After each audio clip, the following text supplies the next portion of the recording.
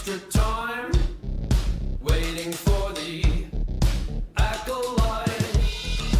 I am gonna catch that fool. You will think I'm really cool. All I wanna do is impress you with my mouse trap. All I wanna do is convince you with my cheese. All I wanna do is be the coolest cat here, but I'll need some more super breed.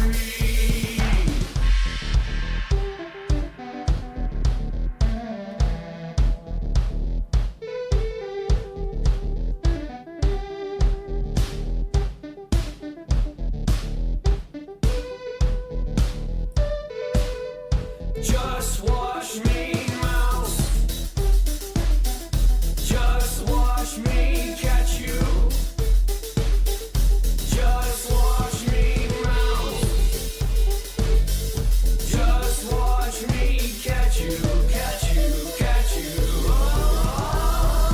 All I wanna do is impress you with my mouse trap. All I wanna do is convince you with my cheese. All I wanna do is be the coolest cat here, but I'll need some more super breed. Oh, but I need some more super breed. Oh, but I need some more super breed.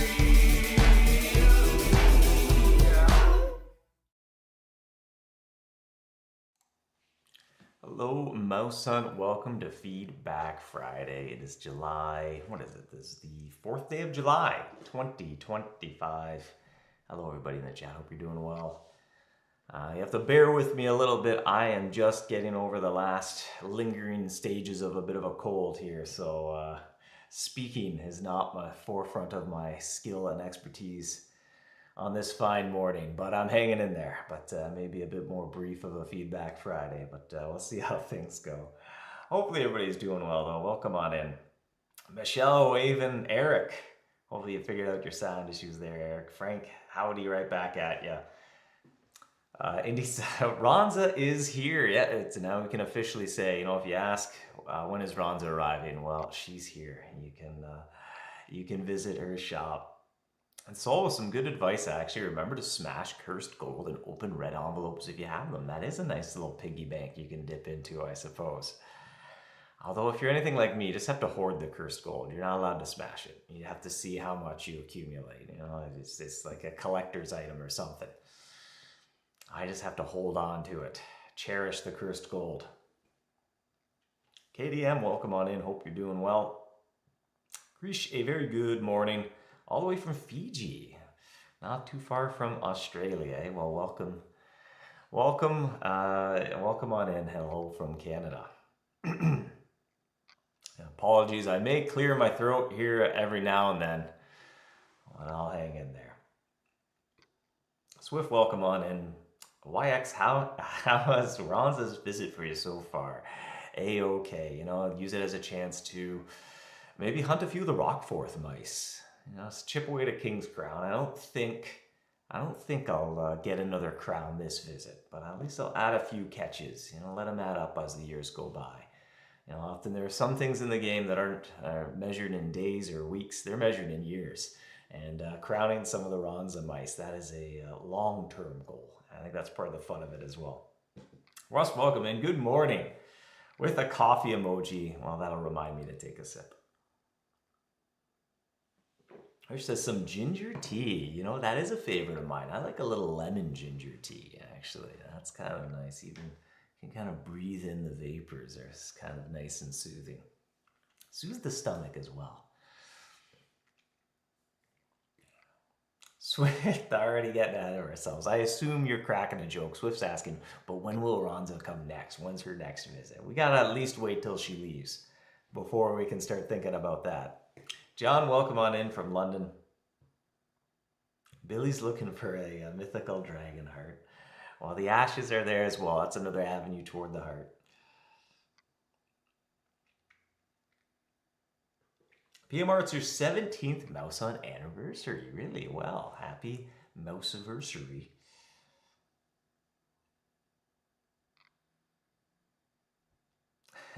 KDM flattering. You could stare into the camera, not talk. We'd still enjoy it. I'm skeptical about that, but thank you all the same. Deb's joining from Wisconsin. Seoul is, once you're done with the floating island map you're on, you're going to head to the ship and rock forth. Yeah. Sometimes it's fun to get out one of your old kind of collector's edition traps as well. Sometimes that made me think of the giant speaker trap. That one's a blast from the past, has a bit of a comedic vibe to it as well.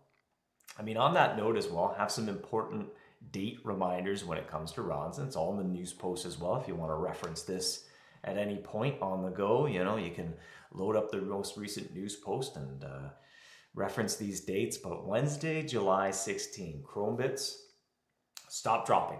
That's pretty well all that changes, is just you can't get Chrome bits as loot drops anymore.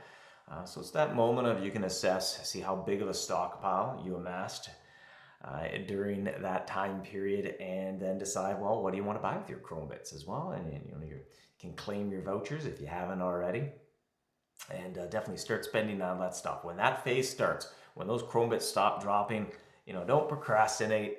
You don't want to regret not spending them or forgetting to do it. Start thinking about what you want to spend your Chrome bits on. Don't leave it to the last minute, because Tuesday, July 22, Ronza departs, and when she takes off, that's it. You can't spend your vouchers, and you can't spend your Chrome bits anymore. And it'll be on July 22. I don't think you have all day of July 22. That is when she will be departing. So you definitely, if you look at the calendar, it's July 22 and you haven't spent your Chrome bits, you should stop what you're doing. Go spend them right away, because she may be leaving at any moment time. And as a final reminder as well, Chrome bits and vouchers, they are removed after she leaves. So it's kind of use them or lose them. You have to spend them during her visit, and then next visit, assuming Chrome bits and vouchers are available during her next visit, you never know, then you'll be able to earn those again. But you can't save them for next time, so make sure you are spending them before she leaves.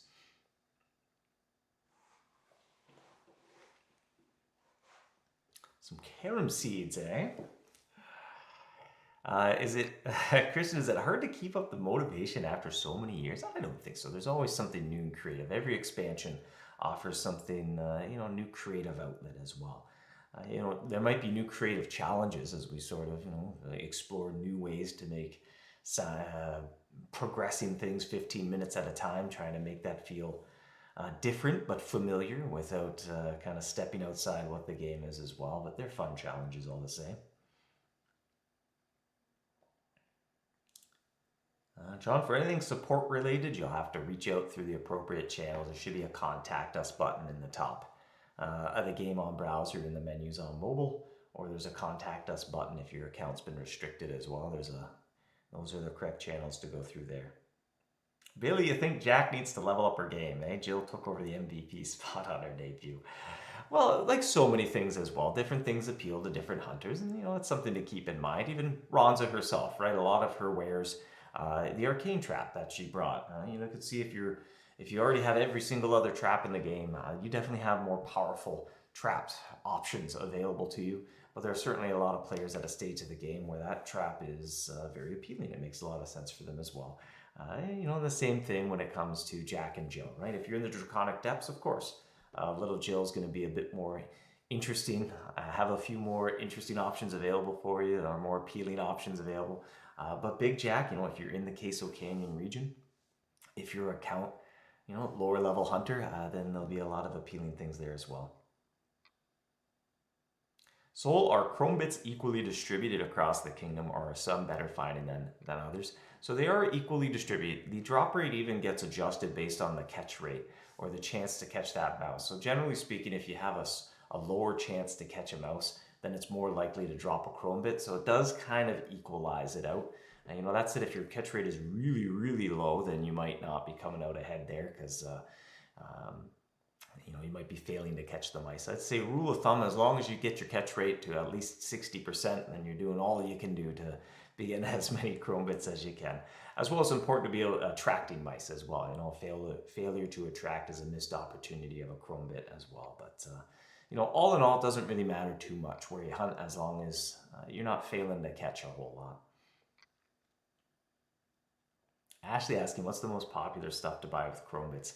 Actually, some of our logging tools now, we don't have them running in that same capacity to be able to check on the fly. But toothlets usually are the runaway most popular purchase with chrome bits, from what I recall as well. So we'd have to check that out. But actually, some of our logging stuff is in a little bit of a transition moment. It's kind of shifting between one tool to another, so it's a little tricky to look that up on the fly. Would you consider more than one chrome bit drop for some mice in the future? I'm trying to think off the top of my head. I thought there was a chance you could get 2 to drop, but I might be thinking of something else. Maybe I'm thinking of another drop that works in a similar way. But no, I mean, it creates more consistency having them drop one at a time as well. The more variant you add in the drops, it can create nice highs and lows, but it also creates more kind of a wide deviation set of kind of what the typical experience, what's above average, what's below average. So I think one of the objectives with how chrome bits work is to give you the freedom to hunt where you like as well. During Ronza's visit, you can visit her shop to buy things, but then you don't feel like you've been shoehorned into having to hunt a certain way. You can keep pursuing all your other goals as well. And there's certainly enough events that have a unique area associated with them. Halloween, Great Winter Hunt, you kind of feel like this is where I've got to be hunting. It's nice to be able to work on your other goals at the same time. Has there ever been a discussion about shortening or lengthening the horn timer? There have been discussions at some point, but it's been a long, long time ago, and I can say there are no plans to change that. It's definitely a core part of the game's identity.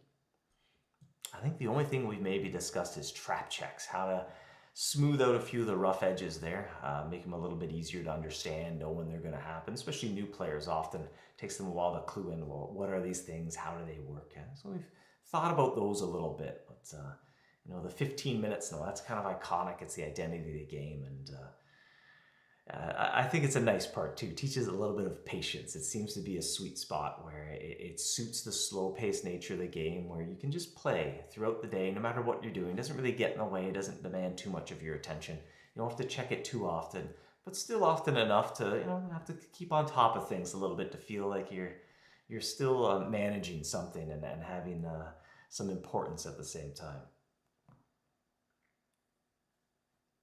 Ken, do we get to watch Ronza's blimp leave like we watched it arrive? Probably not, no. I think that was saved for her arrival. That said, is that something hunters enjoy? Do you enjoy, and in case you didn't notice, it was only on the browser version, but her dirigible does fly in from the northeast, and it kind of makes a little bit more progress every now and then to give a little bit of a clue and hint of when she might be landing. Is that something you enjoy, having a bit of a fun heads up that she's almost here?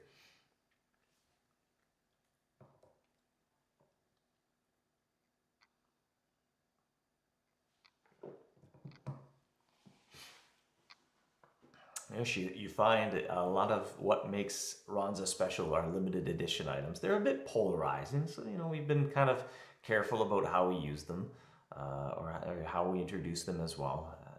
Sometimes it can introduce a little bit of fear of missing out or what have you. So they are like nice to have collectible type things sometimes, and sometimes they're a little bit better than other times as well. But there's something for everybody that way as well.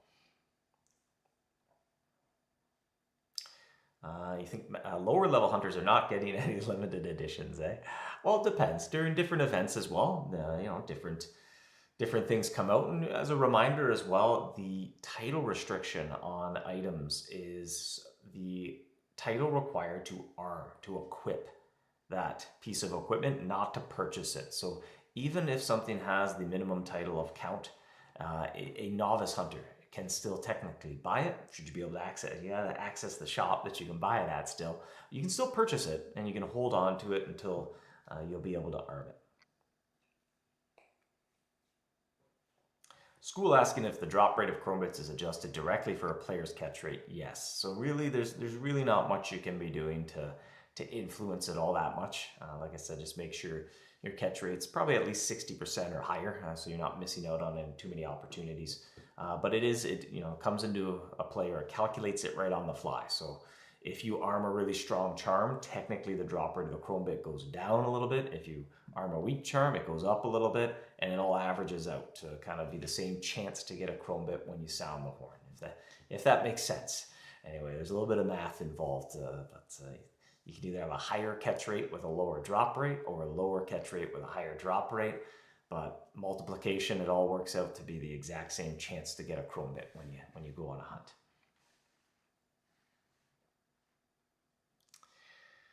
Nish, can there be some gameplay at Ronza? Last year we had a little bit of gameplay. We might reserve that for special occasions when it makes sense, but without forcing the issue either as well. In some ways it's nice that her identity is nice and simple. She's a traveling merchant, and it's a pop-up shop. When it shows up, you can shop there, and there's a few mice to capture. There's some unique breeds if you want to work on some crowns. There's a little bit of something going on, but then, there's other events as well.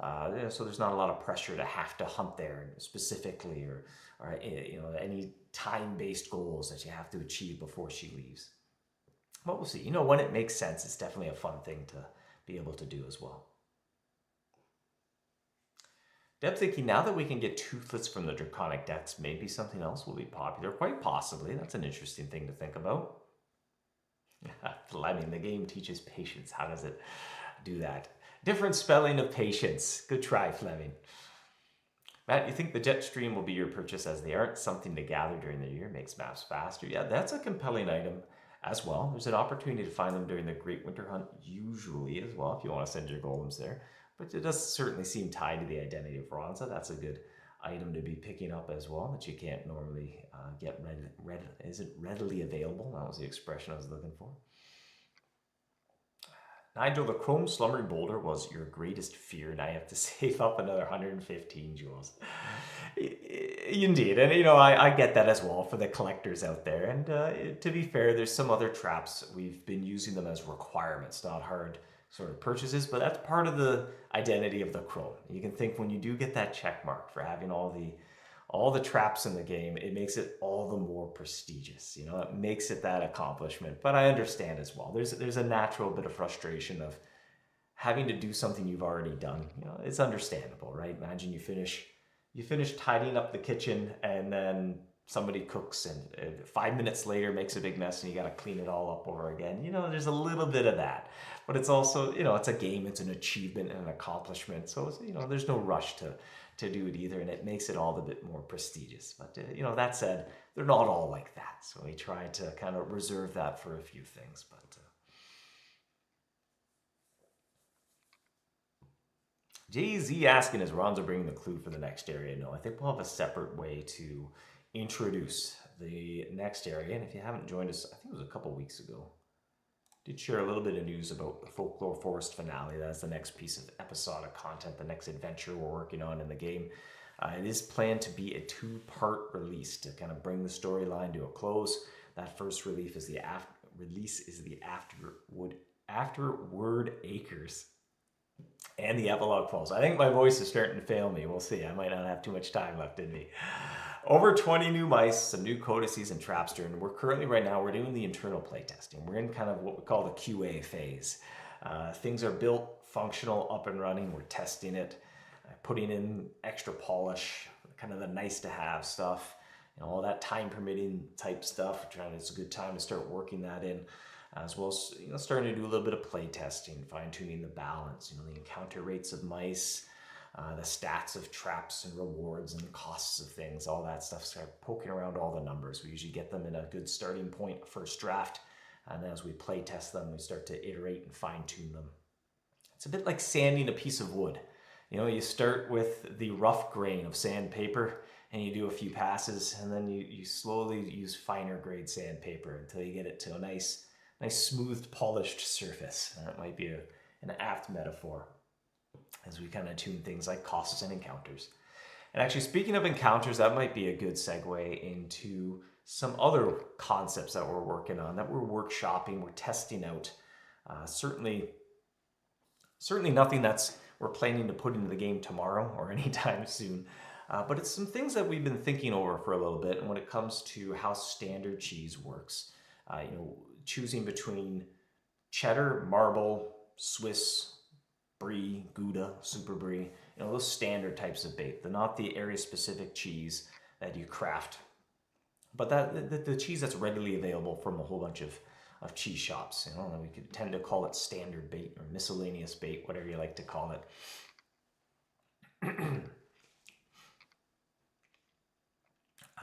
But it's certainly been a bit of a shift as the game has aged. It's been 17 years, and we've kind of shifted what we do when you choose different types of cheese. Tends to influence, well, if you use better cheese, for lack of a term, better mice come to your trap. You attract better mice more often, more lucrative catches, mice who drop more loot, who are worth more gold, that sort of thing. But they also might be a little bit more challenging to catch as well. And so it's something we've started to do more in more recent areas, but then it kind of leaves the start of the game, where, to be fair, these standard types of cheese are a lot more prevalent and something that you hunt with a lot more frequently. Now they feel a little out of place. They're a little inconsistent, where at the start it's mostly about fail to attract. And you know, the question being, is that really an interesting part of deciding which standard cheese do you want to use? You know, it's like, well, do I want to use marble or Gouda? And it kind of feels like, well, of course I want to use Gouda. Why would I use marble outside of a few small edge cases and a few rare opportunities to be able to utilize it? But can we make that a more interesting choice, and having the quality of cheese that you use influence the type of mouse you attract more? You know, it would be helpful for things like treasure maps. If there's a mouse and it's like, I'm just not encountering that one enough, you could change your cheese, and it was like, okay, well, now that one's a little bit more abundant, but now you're a little less likely to capture a different or encounter a different type of mouse. At the early stages of the game as well, what would make it very useful is it would give players a opportunity to control their difficulty. Knowing if you use cheddar, you know, you could be using cheddar in the mountain, right? And it won't fail to attract. You'll be attracting mice, but you'll attract less lucrative breeds, ones that aren't worth as much. They're a little easier to catch though. So then you might use a low tier cheese until you save up enough to make a trap upgrade. And it's like, okay, now I feel like I'm ready to start using Swiss. Now I can handle it. And you attract mice that drop loot more often. They're more lucrative catches.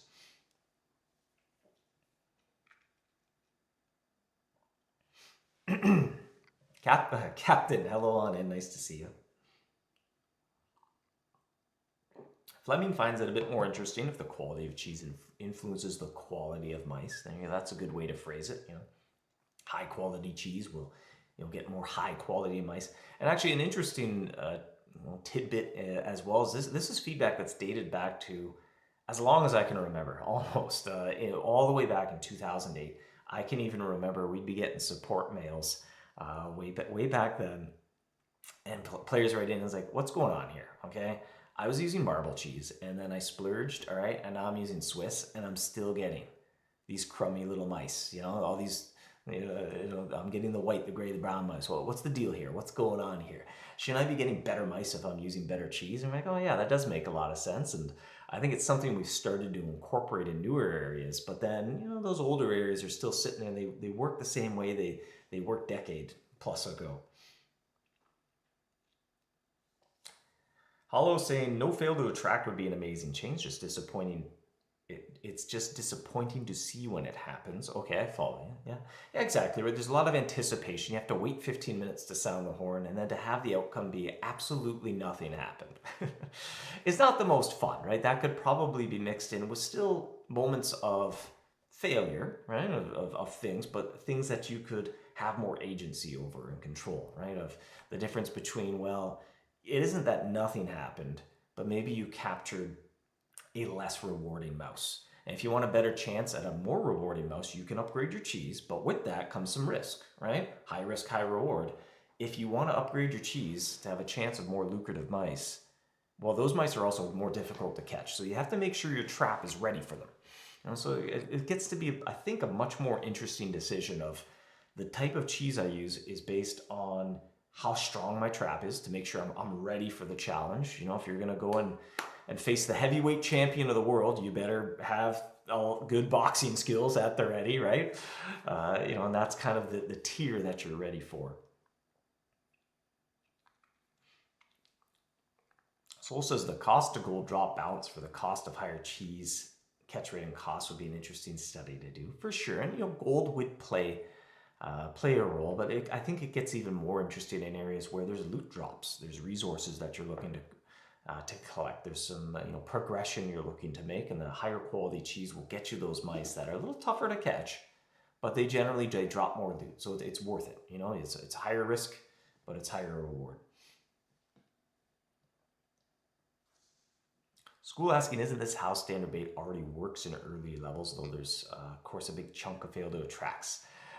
Exactly, to a degree, right? There's a little bit of different encounter pools, and there's certainly some areas that we've touched up over the years. I know the Mountain had some new gameplay, and it is typically a philosophy that we apply as we're putting together an area, right? And so it's just some older areas haven't really seen that overhaul where they have a little bit of a different pool, but it could be even more distinct. So it feels like it's a bit better of a feedback mechanism. And that feedback is an important part of it as well. So when you change your cheese, what sort of tools, what sort of concepts could we introduce to give you that feedback, to let you both learn and preview what are different breeds you could be encountering based on your cheese. And so just as a rough example here, and this is just kind of a concept, you can think of it as a mock-up, an idea we're exploring a bit. I'll take the laboratory, and this might not be actual real numbers here, but if you just treat this as like a conceptual mock-up, let's say I'm hunting in the laboratory and I've got the Digby drill bot armed and the monolith base, and I've got a scientist charm armed for reasons, because I guess I want lots of radioactive blue potion. That's kind of the loot you're looking to collect while you're in the laboratory. Certainly, if you're a high-level player, you probably have more radioactive blue potions than you know what you need to do, than you know what to do with. But hey, if you're just showing up at the lab for the first time and you have 0, the goal is collect radioactive blue potions. Well, if you hunt with marble, what if there's only just, as a concept, there's just 3 mice available? And one of them is the squeaker bot mouse. The squeaker bot doesn't drop potions. You don't really want to catch the squeaker bot. Obviously king's crowns and what have you, but if your goal is to get radioactive blue cheese, it's not really going to help you out all that much. But it's also fairly easy to catch, so at least you don't fail to catch it. You're going to earn some gold while you go. So you have a pretty good catch rate, but there's only one mouse that drops a potion. The sludge scientist is the only mouse that drops a potion there. But maybe you have a weak trap, so that's what you're going to choose to do. You upgrade your trap a little bit. Maybe you're ready for Swiss. Hey, if you arm Swiss, now things shift around a little bit. The squeaker bot's still in there, but its encounter has gone down a little bit. The clumsy chemist mouse, as I do this from memory a little bit, it's gone down a little bit, but what's interesting is a new mouse has now entered the pool. Because you're using Swiss instead of marble, well, now you can get the clumsy chemist mouse, and that mouse drops a potion, I think, every single time. That's a pretty good catch that you're looking to get, as well as the glitch paw mouse is now a rare encounter if you use Swiss, and that's a lucrative catch as well. So it kind of feeds into the better cheese, you get more lucrative mice, but they're also a little more difficult to catch. The clumsy chemist is a little bit trickier to catch. The glitch paw as well is a more challenging breed to hunt. You want to go up to Brie now. Okay, what's happening? Well, now the burglar is in play because the burglar specifically likes brie cheese. So if you had a map and the burglar mouse is on there, well, it's like, well, now you have to be using brie cheese. The burglar also drops radioactive blue potions, so it's helping you with that objective. And the squeaker bot's encounter pool is starting to shrink. The chance of getting a squeaker bot's going down, so you have a little bit more control over, well, that's not a very good catch, not something I'm looking to catch right now at least, because that's not my goal. And it gives you a knob you can turn, some sort of form of agency. And finally, we can walk up to Super Brie, and then the final little change here is, well, now the Black Widow. Much like the burglar likes Brie, so you have to be using Brie to get a burglar. Well, the Black Widow, she likes Super Brie. And now if you arm your Super Brie, now she's in the encounter pool, but it's a pretty rare catch. But the Glitch Paw, its encounter rate's a little bit higher as well. More challenging, you gotta make sure your trap is ready for when a Glitch Paw shows up.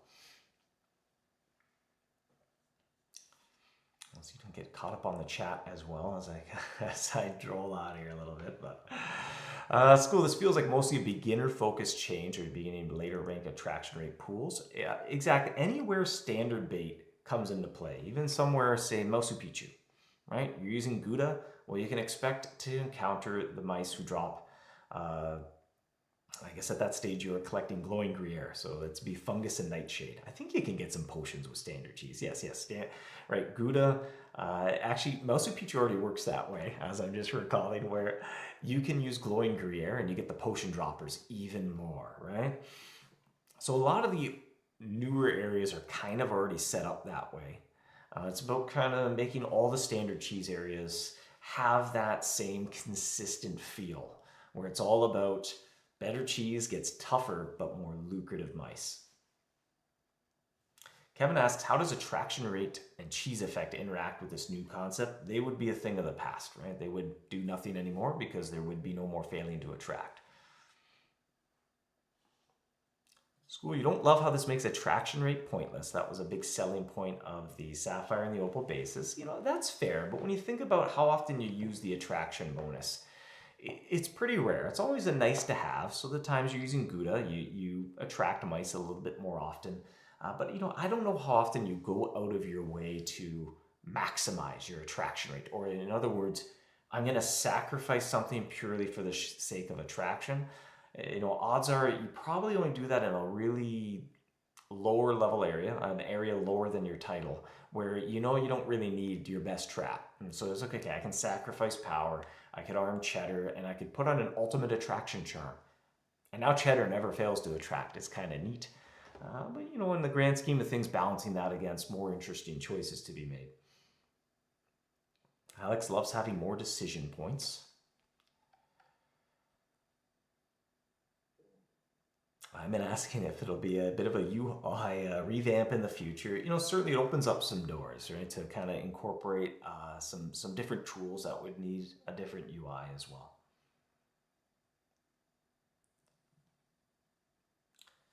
Billy's not too sure how that UI would look with 20 mice or so. There's definitely some creative challenges to explore for sure, and different kind of scaling of how we pull that off. But again, just very much a conceptual thing, nothing going into the game tomorrow sort of thing. But it would open the door to, even when you go to the mouse section and you read the profile of a mouse, it would be a lot easier to put things like, this mouse loves Swiss cheese. Maybe the mice start to develop an identity around the cheese that you use to encounter them, which, to be fair, in a lot of newer areas, that's a strong identity. That's a strong part of the game that just feels obvious and immediate and completely intuitive of, do you want to, I'm trying to think of an example off the top of my head here, but you want one of the fiery mice in the Draconic Depths, well, you have to be using the fiery Fontina cheese, of course, right? Makes perfect sense. So incorporating that give a little bit of that flavor to the standard cheese, at least in some ways. To be fair, the Black Widow kind of has that identity. She's a Super Brie mouse. You have to be using Super Brie. That's the cheese that she prefers, or the Burglar mouse as well. Just loves Brie. You could be using normal Brie, and burglars will come to your trap. You can be using Super Brie, and burglars come to your trap. But if you use Gouda, if you use Swiss, if you use Marble, you will never see a burglar because they like Brie. And so there'd be the capacity to be able to incorporate a little bit more of that into mouse sections as well. When you're exploring, maybe you're doing a map and you click a mouse to learn a little bit about it. It will help reveal, like, these are the places you can hunt this mouse, and these are its cheese preferences as well, to kind of maximize your chance of encountering that mouse.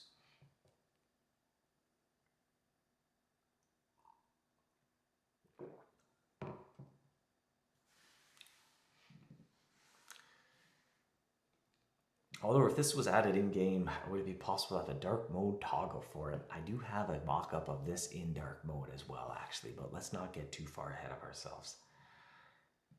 Chris, the only issue you have with cheese is in the catacombs, where the skeleton mice are also attracted to ancient cheese.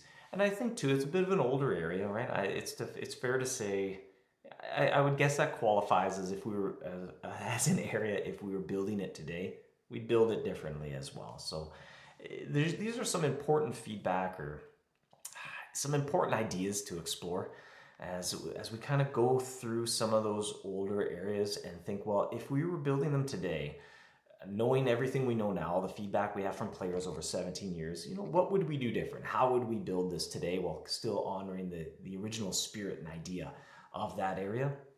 And this feels like an important decision to make ahead of that. Kind of the philosophy to adopt there as well. And so as we kind of start thinking about those things and we're working on some concepts around some of those earlier areas in the game, it's something we want to keep our ear to the ground as well and see what topics of conversation come up in the community.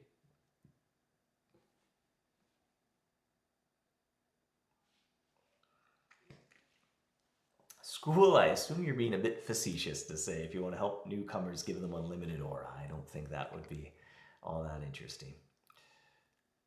But you can even think of, it wasn't too long ago, a lot of the crafted cheese that had its encounter rate boosted up a little bit. If I recall correctly, even let's say, I think maybe rumble cheese might have been one. Could be wrong, but there was, some different crafted cheese that you use in specific areas that maybe had a 99% encounter chance or attraction rate. They were all just kind of bumped up to 100, because to be fair, if you're hunting the master of the dojo and you make your rumble cheese and you've got a good charm armed and you're all set and you click that horn and then your cheese just failed for no apparent reason, and really there's not much you can do about it without just completely making your entire setup worse at the same time. Not a very fun outcome, not very interesting or fun feeling whatsoever. So, can we kind of move away from that, replace it with something that's more fun, has more agency as well? Gabriel's asking how to farm Nightshade. I think there's a few ways to go about it. You can go to the fungal cavern, certainly, to farm some Nightshade. If you ever end up with more fungus than you know what to do with in the fungal cavern, you can also buy Nightshade boost charms from the shop there, which is a way to convert extra fungus. You might notice your fungus goes up quicker than your Nightshade. You seem to have a surplus of fungus based on how much Nightshade you can craft with it. You can use charms, and that's kind of a way to convert your extra fungus and time into Nightshade. Or, of course, you can go to the marketplace as well. There's glowing greers available in the marketplace if you want to convert your gold into glowing greer. Or you can convert fungus and time into Nightshade and Nightshade into glowing greer. Ken would ask you, is cheese effect retired? Are you saying I can't use my uber stale setup to get stale cheese radioactive sludge anymore? There's definitely some nostalgia, a thing of the past, of going somewhere and staling your cheese, but I think we'd had more interesting ways to obtain stale cheese than having to just mindlessly fail to attract for days on end. Might have been something very fun in 2012, back several years ago, and it's certainly some nostalgia around that as well. But I think it's safe to say, without any sort of history or anything like that, would we do something like that today? Probably not. There'd probably be some more interesting way to be producing stale cheese by capturing mice and rewarding you for going above and beyond, putting effort in and then being rewarded for that effort, versus putting zero effort in and then get a very sort of dull reward the entire time.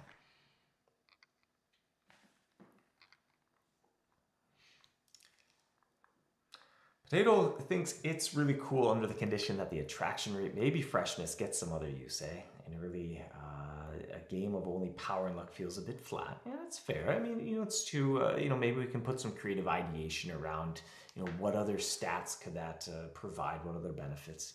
That said, when you think about it, when everything's going on, it isn't something that really is impactful very often. Even the way attraction rate works is fairly confusing. It's not very straightforward. If let's say your brie cheese has an 80% chance to attract a mouse and you have a 50% attraction rate bonus, well, it takes the 20% that you're missing and it gives you 50% of that to bump it up to 90. But it's very difficult to explain as well, to figure out, a newer player typically asks, what does this do? And the answer is, well, it's complicated.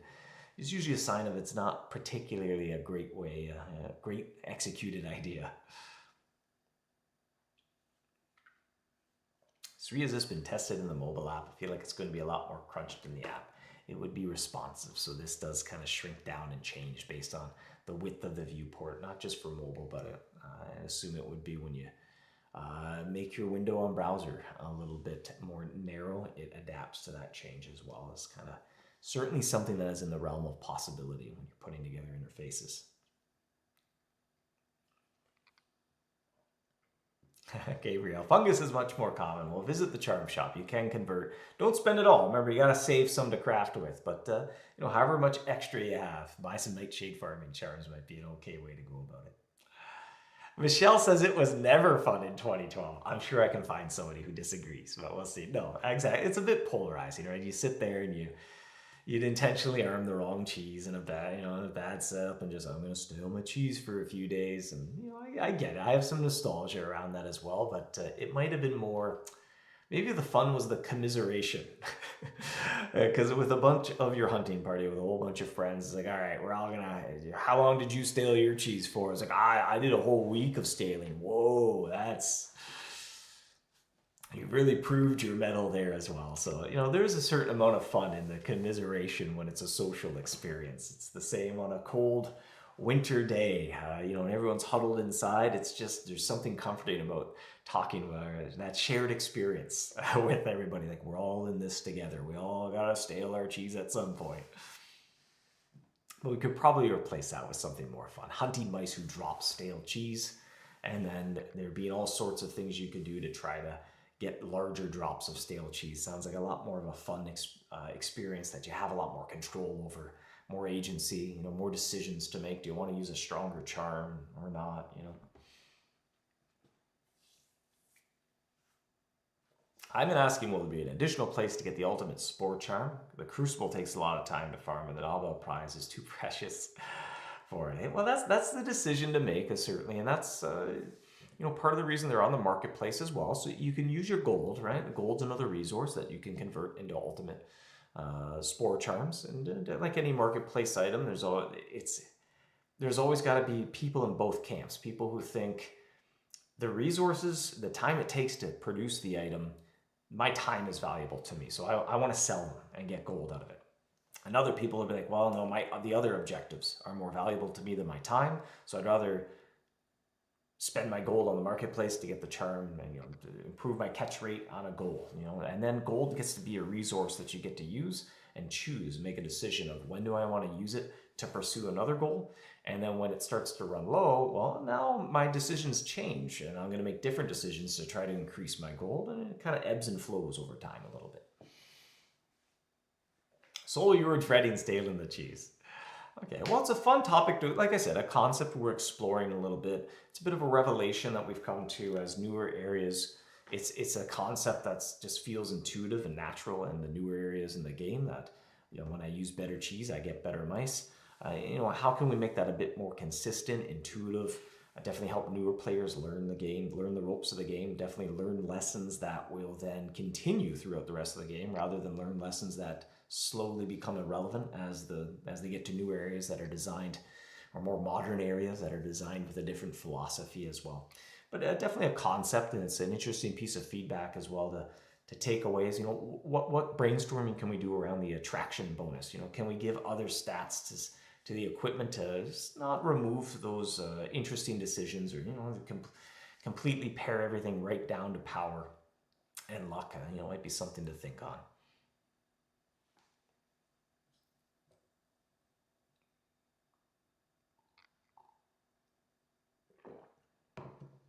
Hardy said he spent 3 hours to make your Super Breeze stale for an enraged Rhinobot. Was quite the experience. There is something to be said about that too as well. Every once in a while, a little bit of a grind becomes a memorable rite of passage, I suppose, right? But there's even, you can incorporate those without cheese staling as well. But I think it is valid in moderation, right? Kind of having to slog through something for a short period of time does create that kind of rite of passage moment. That's fair. Fleming, cold day, huddled in, hot cocoa, playing video games. Imagine the fun of that, eh? It is true. I felt that. And now that summer's here, so if you catch yourself and you're playing games and you look out the window and the sun is shining, the birds are chirping, usually you feel a little bit guilty, eh? It's a balance, though. It's a balance. When in the winter you look outside, it's a blizzard, or a rainy day in the summer, like, I guess I'll just have to stay in, play games today, watch a movie. Woe is me. Shucks, eh? Potato, diverting a bit from this to the finale, should we expect part 1 to be a bit simpler of an area? Eh? Well, I think we are going to get a little bit more into Folklore Forest finale in the coming weeks. As I said, we are doing our internal playtesting. We're in that QA phase. We start pulling everything together, polish, hunting down bugs, that sort of thing.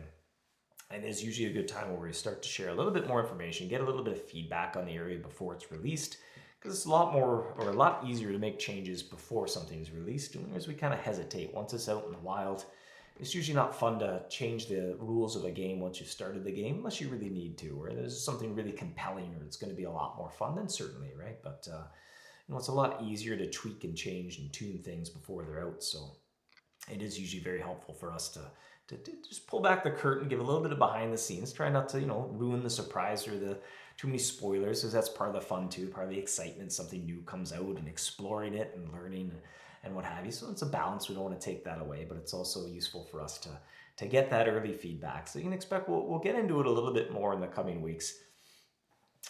Certainly it's something that's played out with other areas as well. Not to say the gameplay is anything like those areas, but you can probably think of examples where a few areas came out and then another area came out on top of that afterwards. It's kind of a tale as old as time as well, even all the way back. The laboratory was released and then the mausoleum came afterwards, but they're kind of connected, right? There's one place where you farm the cheese and one place where you go use it to hunt down vampires and zombies and more lucrative catches. That said, the lab works on its own as well. There's the monster mouse. There's a whole cycle to work your way through there as well. But then the mausoleum added kind of an extra layer on the cake where they all work in their own way, but then you can add an extra layer on top as well.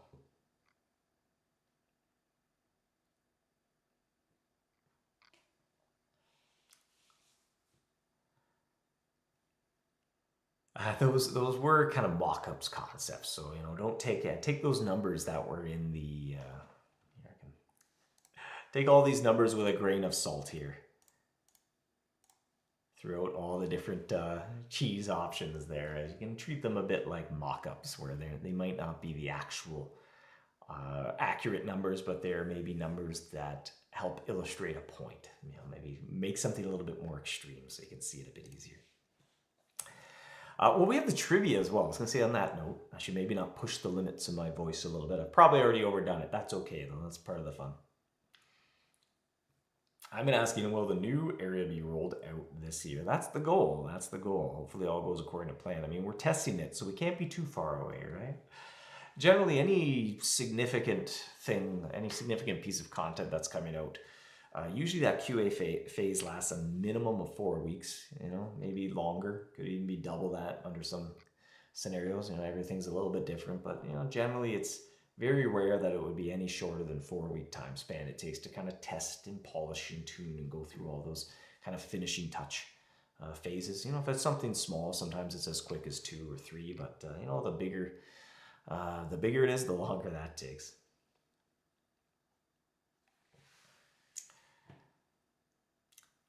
Trivia, that's what we're doing. All right. Sorry, I'm starting to zone out a little bit here. This week's trivia question, we're talking about the Folklore Forest, the finale to that storyline.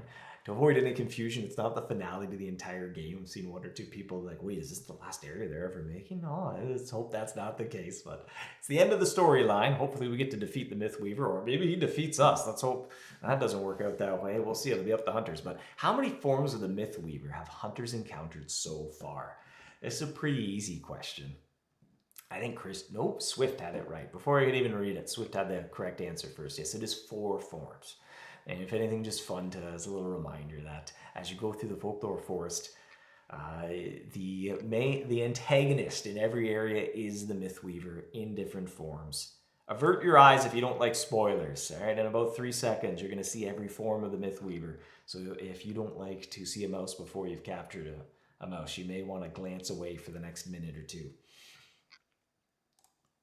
It is 4 forms of the Myth Weaver. You've got the original version at the table of contents, the giant at the beanstalk, sorcerer version at the School of Sorcery, and the dragon version at the Draconic Depths.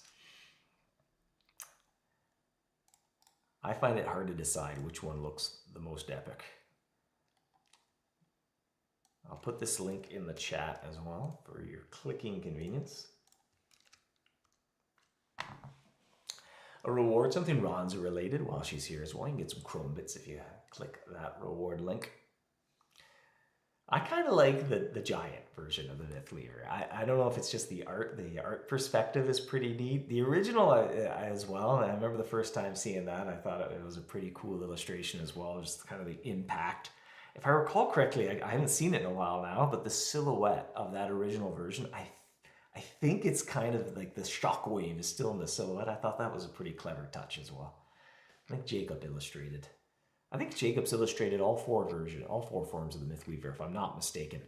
I will apologize profusely if I am misplacing credit. Well, credit's due, but he knocked each one out of the park. I love them all. Ivan says, those are all the Myth Weaver? I should start reading the lore. There you go. Sometimes that's the point of the trivia as well. Another little touch point to introduce the lore of the game. But as the Myth Weaver is rewriting history over and over again, including writing himself into history in all sorts of different forms. So it seems like a pretty handy power to have. If only we could turn that power against him and put an end to his evil plot once and for all. If only there was some sort of conclusion to this story where we get the last laugh. I don't know. We can hope. Maybe one day. We'll have to outsmart him. To bring him to justice somehow, all right? Law and order must be served. Fleming, thanks for the supply ships. Soul, you forgot about the first one, didn't realize the fourth one. You can expect that trend to continue. The Myth Weaver's trying to find a form that will outsmart hunters, but seems to not be able to do that. I think hunters are too smart for the Myth Weaver.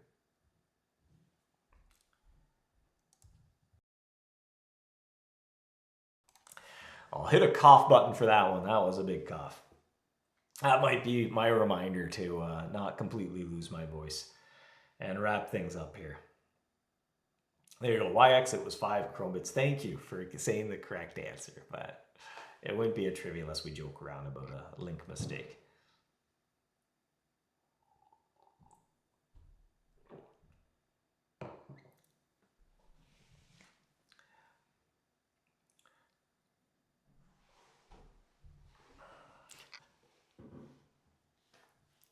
The Myth Weaver in jail, eh?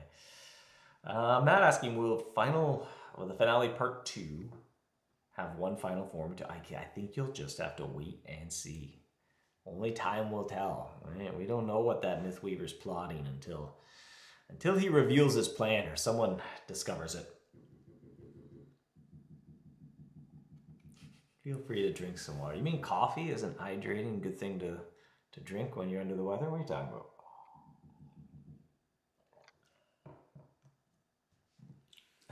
Unknown hunting the fall harvester. That is a tricky one. The harvester is a tricky one. And to be fair, that's another one of those areas that it's from a different era, right? And if we're building it today, we'd probably build it a little bit different. And that is part of the philosophy here. If we can kind of set up the right framework in place, the right patterns, then it kind of makes it a little bit easier to start walking through some of those areas and do things like cheese preference. But, unknown, that does highlight the objective of this, or the kind of the frustration of it, of I'm doing everything I can and I just can't, tip the odds in my favor a little bit. Cheese is one more knob that you could be potentially turning, and it is something we do in newer areas, and some of those earlier areas could use that interesting touch as well. Michelle, you have a great weekend as well. Diamond, thank you for the well wishes. I think I'm on the recovering side of things, but yeah, speaking is a bit of a challenge. I should wrap things up. Have a fantastic weekend, everybody. Happy hunting. Enjoy Ronza's visit, looting those chrome bits. Remember that I better look at the date before I give the wrong date. You have till July 16 to be collecting chrome bits. Spread the word far and wide that when those chrome bits stop dropping, spend them right away, because they are removed after she leaves. All right, so you use them or lose them. Don't procrastinate or regret. Spend today. Have a fantastic weekend, everybody. I'll see you next time. 2.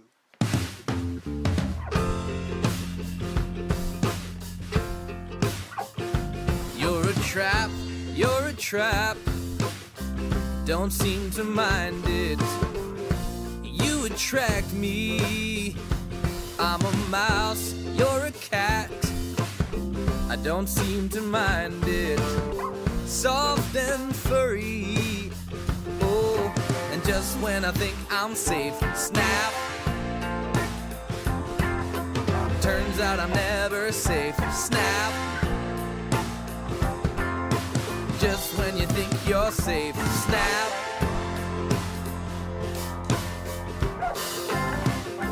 I come back. You don't seem to mind it, but I'm a fool. Broke my back. You don't seem to mind it, 'cause you're so cool. And just when I think I'm safe, snap. Turns out I'm never safe, snap. Ooh. And just when you think you're safe, snap. Turns out